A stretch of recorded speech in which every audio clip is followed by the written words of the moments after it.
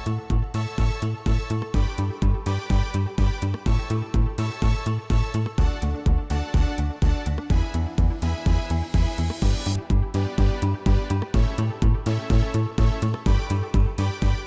দর্শক সবাইকে স্বাগত জানাচ্ছি প্ল্যানেটারি হেলথ একাডেমিয়া সুরক্ষায় প্রতিদিন অনুষ্ঠানে। আপনাদের সঙ্গে রয়েছি আমি ডাক্তার অমিতা হাসান। আমরা আজকে কথা বলতে চাই নারীর স্বাস্থ্য নিয়ে, বিশেষ করে মেনোপজ ও নারী। আমরা জানি নারী জীবনের দুটি গুরুত্বপূর্ণ অধ্যায় রয়েছে, তার মধ্যে একটি হচ্ছে যখন তাদের পিরিয়ড শুরু হয়, যেটা আমরা মিনারকি বলে থাকি, এবং আরেকটি অধ্যায় হচ্ছে গুরুত্বপূর্ণ, সেটি যখন তাদের এই পিরিয়ডের ব্যাপারটি শেষ হতে চায়, যেটা আমরা মেনোপজ বলে থাকি।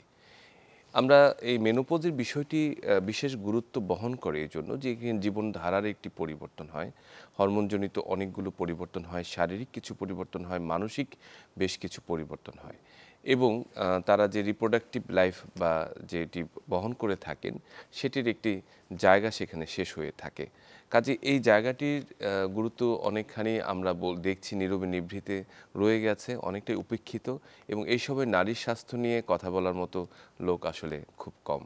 বিশেষ করে পরিবারে তারা নিগৃহীত হয় এবং সামাজিকভাবে অনেক ক্ষেত্রেই তারা হেয় প্রতিপন্ন হয়।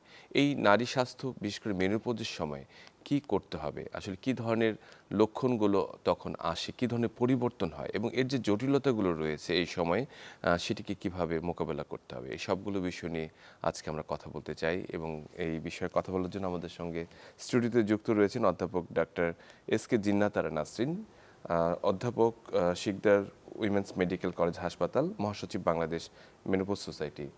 আপনাকে স্বাগত অধ্যাপক ডাক্তার নাসরিন। অনেক ধন্যবাদ।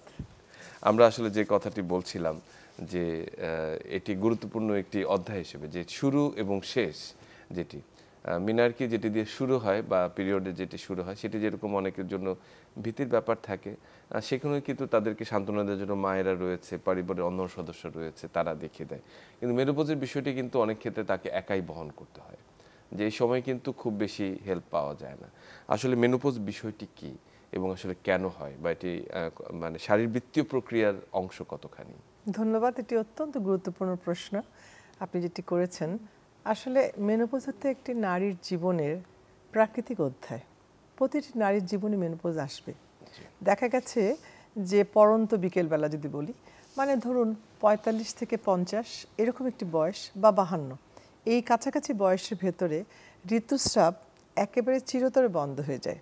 তারপর তার এই ঋতুস্রাব বন্ধ হয়ে যাওয়ার পর আর কখনই তার ঋতুস্রাব হবে না, এবং তার সন্তান ধারণের ক্ষমতাটা থাকবে না।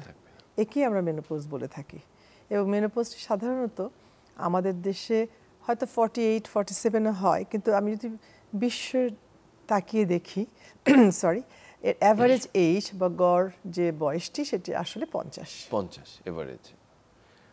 তাহলে এটি একটি স্বাভাবিক শারীরবৃত্তীয় প্রক্রিয়া, যেখানে আসলে তার এই পিরিয়ড বা ঋতুস্রাবের বিষয়টি সমাপ্ত হচ্ছে। কিন্তু মূল বিষয়টি হচ্ছে যে এটি হঠাৎ করে একদিনে হয়তো বন্ধ হয়ে যায় না, মানে এর আগে এবং পরে বেশ কিছু সিগন্যাল বা কিছু উপসর্গ বা যেটি বল সিম্পটম দেখা দেয়, সে বিষয়টি যদি আমাদেরকে একটু বলতেন। আমরা তো সকলে জানি যে নারীর জীবনের অনেকগুলো অধ্যায়, সেই একেবারে শিশু, দুরন্ত শিশু থাকে, তারপর কৈশোর, তারপর তার যৌবন বা তারুণ্য, তারপর একটু মধ্যবয়স যিনি আসেন, মধ্যবয়সের কাছাকাছি এসে যখন তিনি 50-এর নিকট ধাবিত হচ্ছেন, তখন তার যে শরীরে ডিম্বাশয় রয়েছে বা ওভারিজ রয়েছে, সেখান থেকে যে হরমোন এস্ট্রোজেন বলে যেটা নিঃসৃত হতো সেটি বন্ধ হতে থাকে। এবং এই এস্ট্রোজেন বন্ধ হয়ে যাওয়ার দরুন দেখা যায় অনেকগুলো উপসর্গের আবির্ভাব হয়। হ্যাঁ, এখন সব নারীদের যে সব উপসর্গগুলোই আসবে এমনটি নয়, কারো বেশি হচ্ছে, কারো কম হচ্ছে। তো এই উপসর্গগুলো মেনোপজ হবার আগে দিয়ে আগাম দেয় বা ওয়ার্নিং দিতে থাকে। যেমন ধরুন, একটি নারী কাজ করছেন, হঠাৎ করে তিনি অসম্ভব গরম বোধ করছেন এবং তার সমস্ত গা, বডি সমস্ত ভিজে, সোয়েটিং, মানে ঘেমে ভিজে যাচ্ছে। তো এটি তাকে বিব্রত করে। তিনি সে রান্নাই করুন, বাড়ির কাজই করুন, এক্সিকিউটিভ পদেই থাকুন আর অফিসিয়াল কাজই করুন, তাকে অত্যন্ত বিব্রত করে। হঠাৎ ঘেমে ঘেমে যাচ্ছেন, ভিজে ভিজে যাচ্ছেন। তো এটিকে আমরা হট ফ্ল্যাশেস বলি। এটি কিন্তু ঠিক মেনোপজের সময় যে হবে তা অনেক আগে থেকে হতে পারে এবং পরবর্তীতে রয়েও যেতে পারে। এটি একটি উপসর্গ বললাম। আরেকটু হচ্ছে মন খারাপ, মানে একটুতেই একে আমরা মুড সুইং বলি। যে নারীটি খুব সুন্দর করে সকল কিছু ম্যানেজ করে চলতে পারছিলেন, দেখা যাচ্ছে তিনি হঠাৎ করে খুব ভেঙে পড়ছেন, কান্না পাচ্ছে, কষ্ট লাগছে, বা শি কান্ট কনসেন্ট্রেট, মানে মনোযোগ সংযোগ করতে পারছে না, ফোকাস করতে পারছে না। তারপর দেখা গেছে যে রেস্টলেসনেস, একটু অধৈর্য লাগছে, অস্থির লাগছে, ঘুমোতে পারছেন না, ইনসমনিয়া, এগুলো কিন্তু হয়। ইরিটেটেড হয়ে থাকে, একটু ইরিটেটেড হয়ে থাকে, বা ছোট্ট কথায় হয়তো তিনি অ্যাকশন করছেন। জি, তো এগুলো কিন্তু আসলে পার্ট অফ লাইফ, সেটি সময়ের সাথে আস্তে আস্তে এগুলো সব মিলিয়ে যায়। কিন্তু এই যে সন্ধিক্ষণ, যে মেনোপজে তিনি উপনীত হয়েছেন, তারপর কিছুটা সময় তারপর ঠিক হয়ে যায়, তো এই সময়ের মাঝামাঝি সময় তার এই মুড সুইং অত্যন্ত বেশি হয়ে থাকে, তখন এটাই কিন্তু বেশ তাকে বিব্রত করে। তারপর আমরা দেখেছি যে তার মানে ঘুম হচ্ছে না, বুকটা ধরফর করছে, প্যালপিটেশন বলি, এটিও কিন্তু হয়। এখন এটি যে খুব বেশি হবে তা নয়, দেখা যায় যে শুধু মেনোপজের জন্য যেটি হয় সেটি কিন্তু আস্তে আস্তে কমে আসে, কিন্তু যদি এর ভেতরে অন্য কোনো কারণ থাকে সেটিকে খতিয়ে দেখতে হয়। আর তারপর আরেকটি হয় যেটি, যে ভুলে যাওয়া, মানে উনি চশমাটি কোথায় রেখেছেন, ফরগেটফুলনেস। জি, ফরগেটফুলনেস, একে আমরা বলি brain fog, which is very temporary, কিন্তু এটা অ্যাসিওর করার জন্য দেখা যায় উনি তার চশমা কোথায় রেখেছেন, চাবিটি হয়তো আঁচলেই রেখে সারা বাড়ি খুঁজে বেড়াচ্ছেন, তো এটি হয়ে থাকে। এটিকে আমরা ফরগেটফুলনেস বা ব্রেন ফগ বলে থাকি। এই ফগটা, কুয়াশাটা ধীরে ধীরে সরে যায়, তখন আবার তিনি ভালো স্বাভাবিক জীবনে আসেন। এইগুলো সমস্যাগুলো আমাদের আসে। আর যেটি একটু কঠিন, মানে একটু কষ্টদায়ক, সেটি হচ্ছে যোনিপথের শুষ্কতা, যেটিকে আমরা বলি ভালভোভেজানাল ড্রাইনেস অথবা জিএসএম বলি। দেখা যায় মেয়েটি, মানে মহিলার বারবার পেশাব হচ্ছে, অথচ বা জ্বালাপোড়া করছেন। আমরা যদি পেশাব পরীক্ষা করে দেখি, তেমন কোনো ইনফেকশন থাকে না। এটি যে এস্ট্রোজেন হরমোনটা চলে গেছে, সে জায়গাটা খুব ড্রাই, শুকনো হয়ে যায়, তার জন্য এটি হতে পারে। অথবা তার মানে হাজব্যান্ডের সঙ্গে থাকতে গেলে সহবাসের সময় খুব কষ্ট পাচ্ছেন তিনি, তাতে তিনি নিজেকে গুটিয়ে নিচ্ছেন, এবং এই যে কনজুগাল হারমোনি, হাজব্যান্ড অ্যান্ড ওয়াইফের ভেতরে একটা দূরত্ব সৃষ্টি হচ্ছে, তো এটি কিন্তু খুব কষ্টদায়ক, বেদনাদায়ক, আমাদের মহিলারা বলেন না, কিন্তু এটি হয়ে থাকে। তবে আমি দর্শককে একটি বলতে চাই যে প্রত্যেকটা কিন্তু সমাধান রয়েছে। হ্যাঁ, বলছি বলে ভয় পাওয়ার কিছু নেই। হ্যাঁ, নিশ্চয়ই সেটি। তারপর যেটা লং টার্ম যেটি হয়, সেটি আমরা দেখেছি যে গায়ে ব্যথা, কোমরে ব্যথা, পায়ে ব্যথা, হ্যাঁ, বডি পেইন বা মাস্কুলোস্কেলেটাল পেইন, সারা বডিতে বা গ্রন্থিতে, জয়েন্টে জয়েন্টে ব্যথা হয়, সেটিও কিন্তু বেশ একটা কষ্টদায়ক ব্যাপার। আমরা হয়তো আসবো একটু পরে। আর লাস্টলি যেটি বলতে হয় যে হ্যাঁ, একটু হার্ট ডিজিজ বা হৃদরোগের সংখ্যা বেড়ে যায় মেনোপজের পরে, সেটি আমরা অনেক সময় বুঝতে পারি না, কিন্তু এটিও দিকে খেয়াল রাখে। পেশেন্ট এসে বলে যে আমার খুব খারাপ লাগছে, নিঃশ্বাসে কষ্ট হচ্ছে, ধরফর করছে, তখন ওদিকেও নজর দিতে হয়। অ্যান্ড ফাইনালি যেটা আমরা বলি, মানসিক একটা, এইসব নারীদের জীবনে তখন মনে হয় যে আমি তো, আমার নারীত্ব বোধহয় ফুরিয়ে গেছে, আমি আর মা হব না কখনো, আমার সংসারে এমন তো হয় যে ছেলে মেয়ে বড় হয়ে যায়, একটু দূরে সরে যায়, হাজব্যান্ড হয়তো কাজকে বেশি মনোযোগ হন, তাদের মধ্যে কথাবার্তা কম হয়, ওই সময়টা তার খুব, মানে মনে হয় যে তিনি খুব একলা হয়ে গেছেন, যেটা আপনি প্রথমেই শুরু করেছিলেন, যে এই জীবনে এই চলার পথে মধ্যে তিনাকে একলাই সামাল দিতে হয়। তো ওই সময়টা তার মনের ভেতরে অনেক দ্বন্দ্ব চলে, এত দোলাচল যে তাকে অনেক সময় মানসিকভাবে বিপর্যস্ত করে। এই জিনিসগুলো সাধারণত হয়। তবে সুখের বিষয় এটি যে সবার যে খুব বেশি হবে তা নয়, অনেক মহিলা আছেন এগুলোকে দাপিয়ে এগিয়ে যেতে পারেন। তো দুটো গ্রুপই রয়েছেন। তবে আমাদের দেশে আমাদের নারীরা তো খুব নিভৃত চলে, তারা কিন্তু খুব কম প্রকাশ করেন, এবং এই জন্য হয়তো নীরবে নিভৃত ওনারা নিজেরাই সেটি সহ্য করে যান, যেটি আসলে আরো মানসিকভাবে তারা নিজেকে বিপর্যস্ত করে। সেটি আমি বললাম, প্রকাশ করতে পারলে সেটি আরো সহজ হতে হয়তো কারো কাছে। আচ্ছা, আমরা যেটি আসলে বলতে চাই, একটি বিষয় আমরা একটু কথা বলতে চাই, যে হাড়ের যে ক্ষয় রোগ যেটা আমরা বলছিলাম, অস্টিওপোরোসিস। আমরা জানি যে আমাদের দেশের মায়েরা, বোনেরা, নারীরা একটি সময় ছিল যখন সবার শেষে তারা খেতেন, হাড়িতে যা অবশিষ্ট থাকতো সেটি দিয়েই তারা চালিয়ে এখনো করেন এবং ভালো সন্তান, স্বামী, সবাইকে ভালোটা দেওয়ার পর যেটা অবশিষ্ট থাকে, এবং এই যে ধারাবাহিকভাবে তাদের নিজেকে ডিপ্রাইভেশন করা, এবং একটি পর্যায়ে দেখা যায় যে মেনোপজের সময় সেটি তাদের এই যে অস্টিওপোরোসিস বা হাড়ের ক্ষয়রোগ নিয়ে তারা ভীষণ ভুগতে থাকেন। এই বিষয়টি আপনারা কিভাবে আসলে মোকাবেলা করে থাকেন? এই প্রশ্নটা আমার খুব মনের কাছাকাছি, very close to my heart, because এটি কিন্তু প্রিভেন্টেবল, সেটি প্রতিরোধ করা যায়। কিন্তু আমাদের দেশের নারীরা, যেটা আপনি প্রথমেই শুরু করেছেন, যে তাদের নিজেদের সেলফ কেয়ার, তাদের নিজেরা নিজেদের দেখেন না। সংসারে সেই শুরুতেই হয়তো সন্তানটি কেমন খাবেন, হাজব্যান্ড কেমন খাবেন, বাড়ির মুরব্বী যারা রয়েছেন তাদের সকলকে দিয়ে দিনের শেষে যে খাবারটুকু রয়েছেন তিনি খাচ্ছেন। এখন যদিও আমাদের দিন বদলের পালা পাল্টেছে বলে কিছুটা পরিবর্তন হয়েছে, কিন্তু আপনি প্রান্তিক জনগোষ্ঠী থেকে তাকিয়ে দেখুন, সেখানে আমার মারা, আমাদের মহিলারা সেই তেমনটি চলেছে আবহমান কাল ধরে। তাতে কি হয়েছে, তার যে মানে প্রোটিন আমিষ জাতীয় খাবার সেটি কম হচ্ছে। ক্যালসিয়াম জাতীয় খাবার যেগুলো হাড়, মাংস, মাছে থাকে, দুধ বা আমাদের যেসব সবুজ গ্রিন এসব ভেজিটেবল থাকে তিনি কম খাচ্ছেন, তিনি ভাত খেয়ে হয়তো উঠে যাচ্ছেন ডাল দিয়ে। তো সেই খাবারগুলোর একটা অসামঞ্জস্য যে তার ভেতরে রয়ে যায়, পরবর্তীতে তিনি হয়তো সেটি যদি পূরণ না করে থাকেন তাহলে ধীরে ধীরে তার হাড় বা বোনস অস্টিওপোরোসিস বা ক্ষয় হতে থাকে। তবে এটিও বলা দরকার যে হাড়ের গঠনটি কিন্তু সেই তরুণ বয়সে 20 ইয়ার্সের মধ্যে শেষ হয়ে যায়। তো আমাদের দেশে স্কুলের কিশোরীরা বা ছেলে যারা ইয়াং জেনারেশন রয়েছে তারা যদি খেলাধুলা করেন, সূর্যরশ্মি গ্রহণ করে থাকেন, তাহলে তাদের ভেতরে হাড়ের মজ্জাটা খুব কঠিনভাবে থাকবে। কিন্তু সেটা তো এখন নেই। দেখা যাচ্ছে মেয়েরা ঘরের মধ্যে বন্দী হয়ে থাকে, বেশিরভাগ স্কুল থেকে কোচিং করে বাড়িতে চলে যাচ্ছেন। এই যে নেচারের প্রতি এক্সপোজার, মানে বাইরে ঘোরাফেরা রোদের মধ্যে সেরকম জায়গাও নেই, বাইরে যেতেও পারেন না, কোনো ব্যায়ামও করেন না, কোনো এক্সারসাইজও করছেন না, তারা খেলাধুলাও করছেন না, সারাদিন মোবাইল নিয়ে বন্দী হয়ে রয়েছেন। এই যে লাইফস্টাইল চেঞ্জের জন্য এখন কিন্তু এই হাড় ক্ষয়ে যাওয়ার সম্ভাবনা অনেক বেড়ে গেছে আগের তুলনায়। মানে কমতে থাকে প্রতি বছর ডিকেইং হতে। তারপরে 20 বছর 25 বছর ম্যাক্সিমাম হাড় ঘনত্ব হয়ে যায়, এরপরে স্ট্যাটিক থাকে।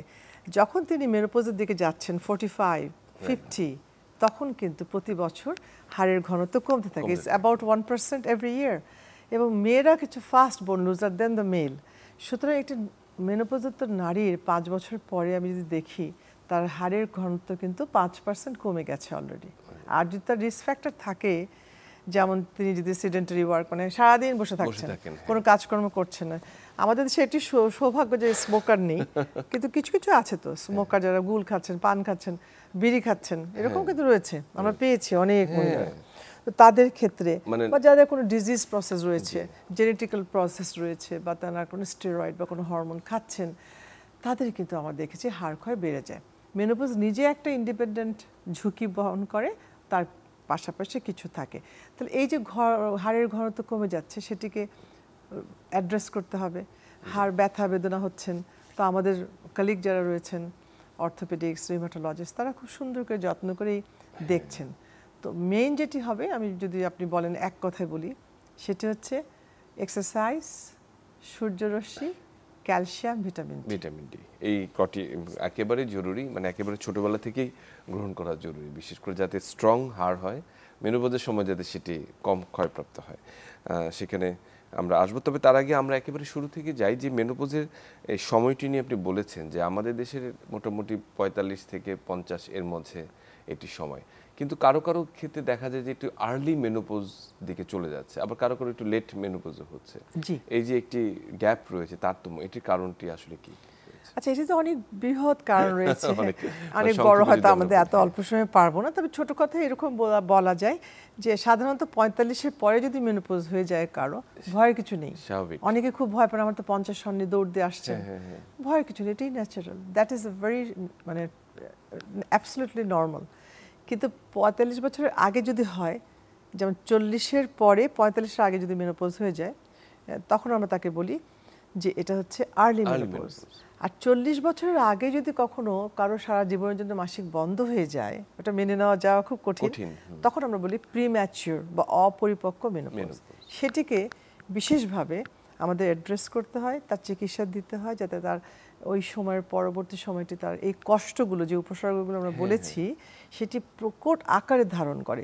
যাদের প্রিম্যাচিউর মেনোপজ হয় তাদের জন্য ভীষণভাবে আমাদেরকে মেডিসিন দিতে হয়, লাইফস্টাইল পরিবর্তন করতে হয়, কাউন্সেলিং করতে হয়, এবং তার পেছনের কারণগুলো কি, আপনি যেটা বলতে চাইলেন যে কি কারণ, সেগুলো খতিয়ে দেখতে হয়। দেয়ার আর লটস অফ রিজনস, অনেক রিজন রয়েছে, হরমোনাল গত বা অন্যান্য বিষয় চেক করতে হয়। আমি যেটি বলতে চাই যে সিমটমগুলো, আপনি কমন সিমটমগুলোর কথা বললেন, যেমন hot flashes, mood swing, irritation বা কোনো কিছু ল্যাক অফ কনসেন্ট্রেশন, এই জায়গাগুলো আসলে আমরা যদি একটু ওরিয়েন্টেড করে থাকি যে না এটা হবে আপনার জীবনে, বা একটা অবভিয়াস একটা পার্ট আসতে পারে, কারো কম কারো বেশি, সেটাকে আপনার আসলে ওষুধ দিয়ে অথবা কিছু মডিফিকেশন করে লাইফস্টাইল ম্যানেজমেন্ট করে সেটিকে কতখানি আমাদেরকে মোকাবেলা করতে পারি? হ্যাঁ, এটা তো অত্যন্ত চমৎকার প্রশ্ন। এই কারণে বলবো দ্যাট ইজ দ্য মানে বিউটি অফ মানে কি পয়েন্ট, যে মেনোপজ জীবনে আসবে, এটিকে আমাদের মানে গ্রহণ করতে হবে সাদরে। এই মেনোপজের সময় মন খারাপ না করে বরং কিভাবে নিজেকে প্রস্তুতি নিতে হবে আগামভাবে। যেমন ঝড় এলে আমরা আগে থেকে সাবধান হয়ে যাই, হ্যাঁ, তখন আমাদের সেই ঝড় আমাদেরকে কাবু করতে পারে না।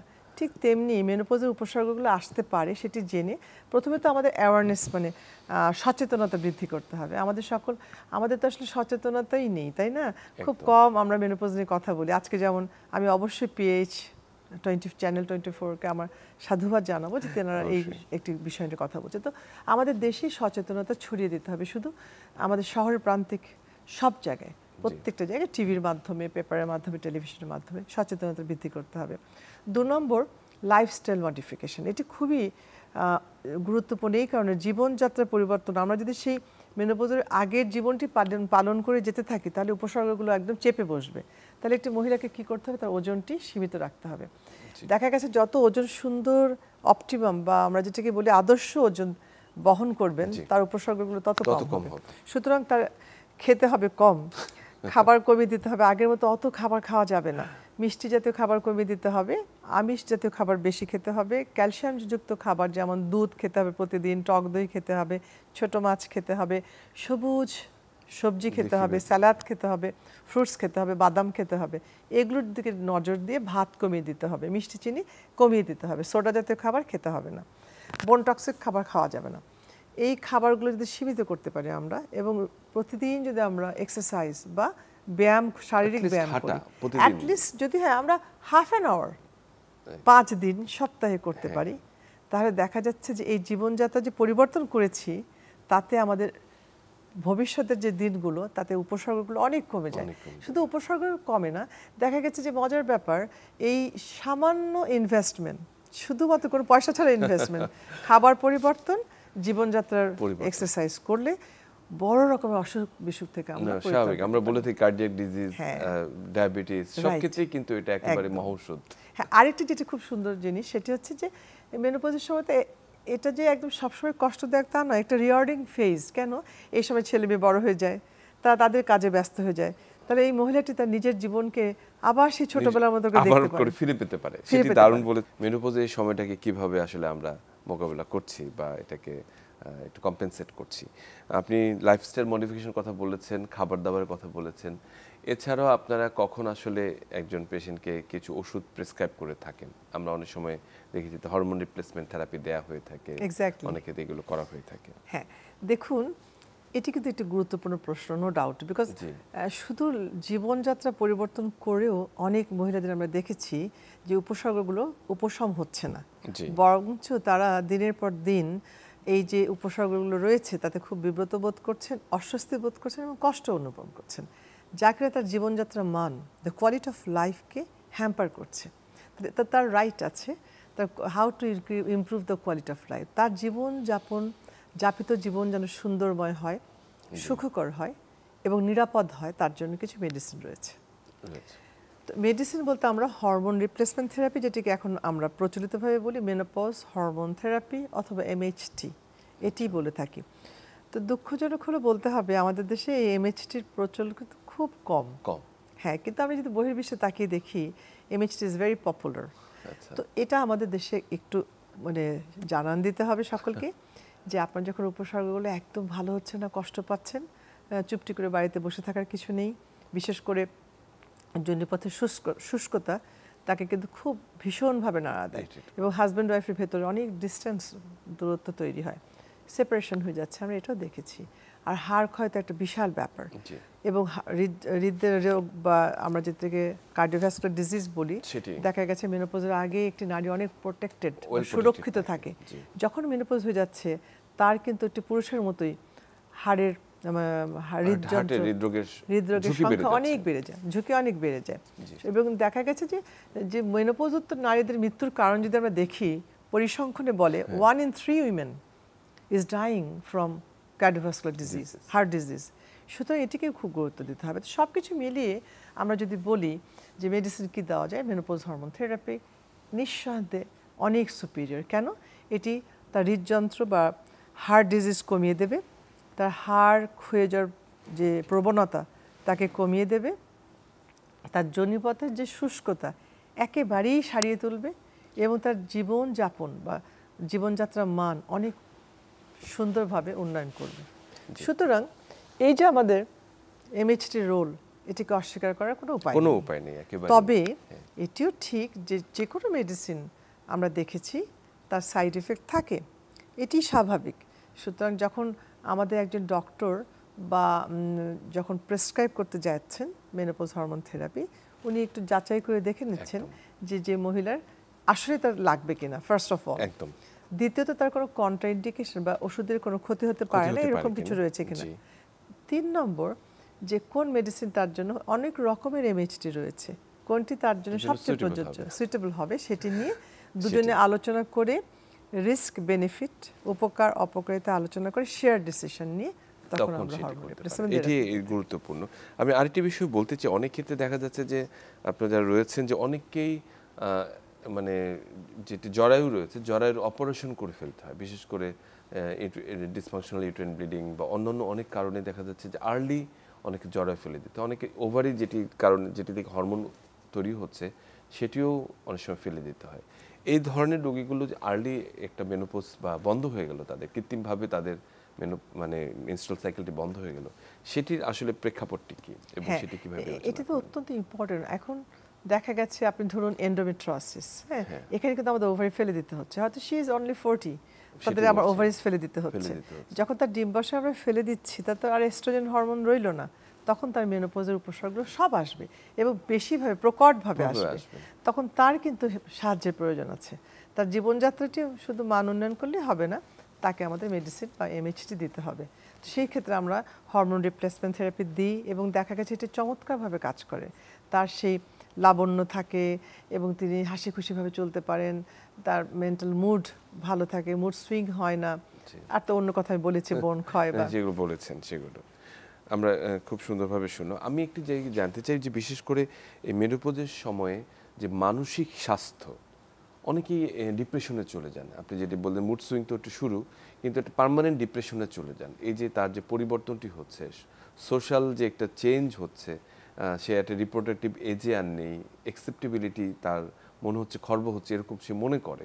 কিন্তু এটারও তো একটা সৌন্দর্য রয়েছে, এই সময়েরও তো একটা আলাদা সিগনিফিকেন্স রয়েছে। এই যে মাইন্ড সেট আপটা আসলে পরিবর্তন করার ক্ষেত্রে আমাদের কি করা উচিত এবং এই সময় কাউন্সিলিং অথবা পরিবারের অন্যান্য সদস্যদের কি ভূমিকা থাকা উচিত? জি জি, এটা আমার খুবই সুন্দর একটা প্রশ্ন। বিকজ মেন্টাল হেলথ বা মানসিক স্বাস্থ্য সবচেয়ে গুরুত্বপূর্ণ। আমার অর্থের বৈভব থাকুক, আমি ফিজিক্যালি ফিট থাকি, কিন্তু আমি মানসিকভাবে যদি বিপর্যস্ত হই, জীবনটি হয় একদম ধূসর। এই মানসিক স্বাস্থ্যকে সবচেয়ে বেশি মূল্য দিতে হয় আমাদের। সেই জন্য আমাদের এটিকে বিশেষ যত্ন নেবার প্রয়োজন রয়েছে। আপনি যেটা খুব সুন্দর করে অবতারণা করেছেন যে মেনোপজের পরে একটি নারীর ভেতরে অনেক দোলাচল চলে। একে তো তার শারীরিক সৌন্দর্য হানি হয়, এটি তো সত্যি কথা, স্বাভাবিক, এটি স্বাভাবিক। তার চুলটা পেকে হয়, স্কিনগুলো চামড়াগুলো ঝুলে যেতে থাকে, তারপর তার সব কিছুর পরিবর্তন হতে থাকে। তখন তিনি নিজেকে আর অত সুন্দর মনে করেন না, মনে করেন যে আমি অনেকটা পিছিয়ে গেছি, আমার হয়তো হাজব্যান্ডের কাছে আমাকে অত আকর্ষণীয় লাগছে না, বা আমার আশেপাশের কাছে অত সৌন্দর্য আমাকে লাগছে না সুন্দর। তারপর কাজ করার যে স্লথ বা শিথিলতা চলে আসে, তো আসেই, একটু টায়ার্ড লাগে, ক্লান্ত লাগে বিকজ অফ মেনোপজ। তারপর ছেলেমেয়ে হয়তো সময় দিচ্ছে না, তারা সবাই কাজে ব্যস্ত হয়ে আছেন, আর তার কাজের ইয়েটা কমে এসেছে, তখন তার ভেতরে অনেক কষ্টের অবতারণা হয়, একটুতে তার মন খারাপ হয়। এটা হরমোনের ডেফিসিয়েন্সির জন্য হয়। আর তাছাড়া যদি মানসিক কারণে ঝুঁকিগুলো থাকে, সেটি তো আলাদা ব্যাপার, সেটি তো আরও বেশি তাকে বিপর্যস্ত করে।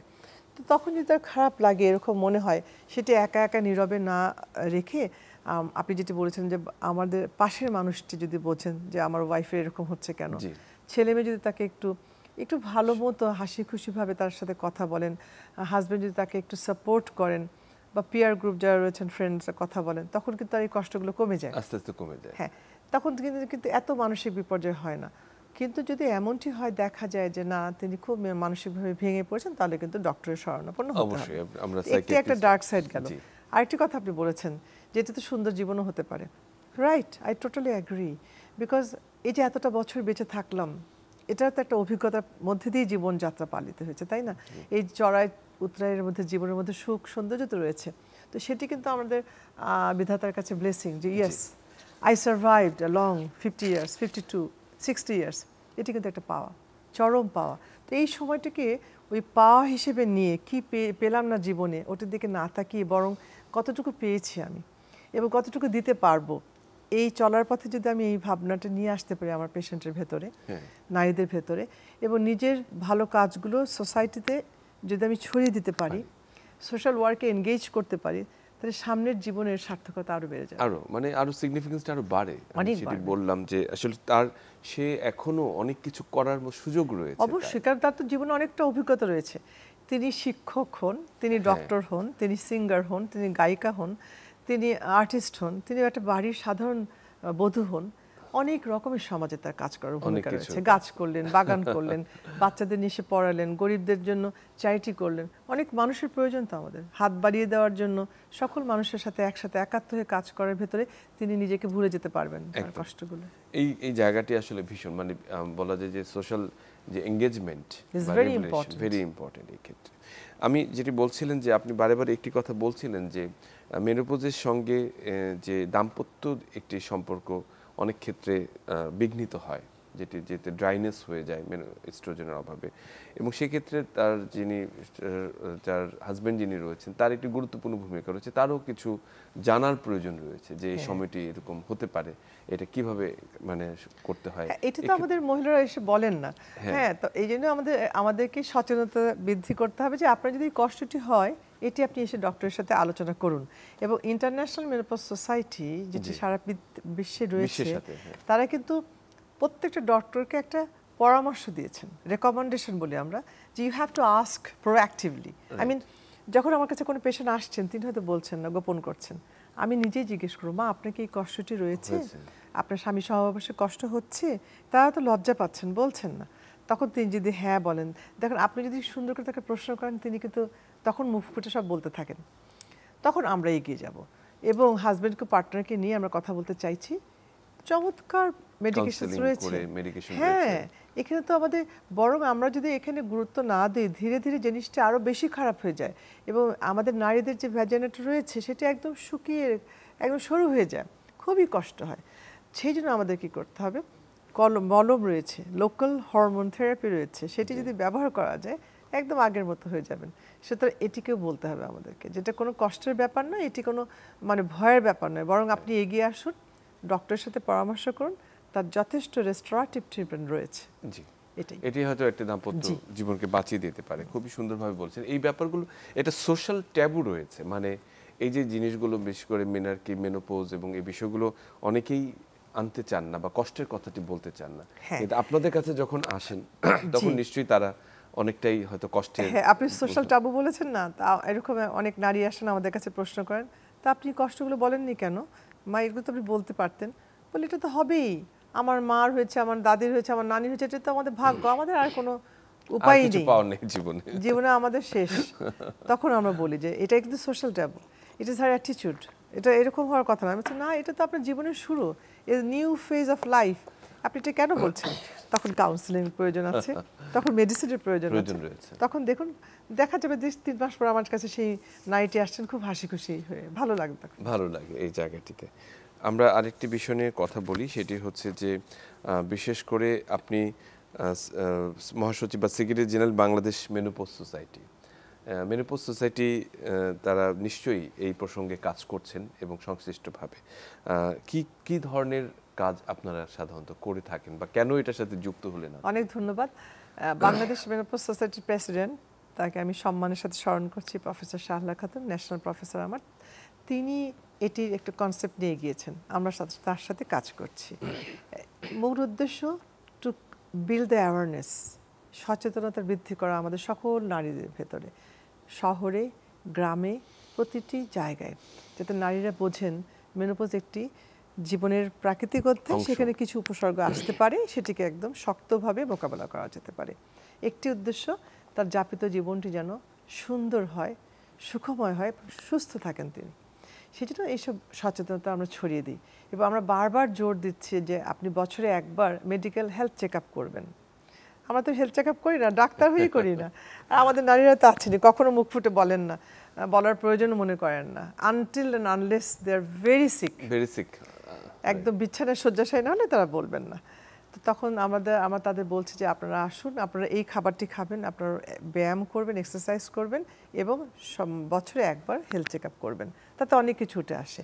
পাশাপাশি আমরা এটাও বলছি যে আপনারা সেলফ কেয়ার বা নিজের যত্ন নিন, যেটি আপনি আগে করতে পারেননি। সংসারের কাজ, স্কুল, বাচ্চাদের স্কুল, পড়াশোনা, কত কাজের ভিতর দিয়ে তিনি গেছেন। এখন মেনোপজ একটা রিটায়ারমেন্টের সময়, একটা অবসরের সময়। এই সময়টা আপনি সেলফ কেয়ার করুন, আপনার যে ভালো লাগে সেটি করুন। যেমন আপনি গান ভালোবাসেন, গান শুনুন, আপনি কোরআন পড়তে ভালোবাসেন, কোরআন পড়ুন, ধর্মকাজ করতে ভালো লাগছে করুন, সকলের সাথে বাগান করুন, প্রকৃতির কাছে যান। নেচার কিন্তু this is the very important, soul, mind, body, soul, আত্মার শুদ্ধি কিন্তু আমরা প্রকৃতির কাছে গেলে হয়, গাছের কাছে, নদীর কাছে। এগুলো কিন্তু মানুষকে ঘুরে বেড়াতে পারে, কখনো হয়তো বাড়ি থেকে বেরোই হয়নি। হ্যাঁ, সেই যে আমাদের এক পা ফেলে দুই চক্ষু মেলে দেখা হয়নি, সেটাই আমরা তাদেরকে উদ্বুদ্ধ করছি যে আপনারা এটা করুন। আর সবচেয়ে জোর দিচ্ছি আমরা এক্সারসাইজ এবং খাবারের দিকে। যে খুব দামি খাবার খেতে হবে তা নয়, আমাদের দেশে কত ফল রয়েছে, কত রকমের, টক দইটা কত সুন্দর, আমরা খাই না জিনিসটা, মিষ্টি দই খাই। তো এইগুলো আমরা বলার চেষ্টা করছি এবং তাতে আমাদের সাড়াও জাগছে। তবে ওই যেটি বলতে চাইছি যে কেন জানি সকলেই মেনোপজ সাবজেক্টটি নিয়ে খুব একটা আগ্রহ প্রকাশ করেন না, সেটি রয়েছে। আরেকটি কথা বলতে চাই, সেটি প্রান্তিক জনগোষ্ঠীর ক্ষেত্রে, শহরের ক্ষেত্রে হয়তো অনেকেই হয়তো পিয়ার গ্রুপের সাথে যুক্ত হন বা সচেতন হন বা একই লেভেলে যারা কাজ করেন তারা হয়তো সেটি পরামর্শ পেয়ে থাকেন।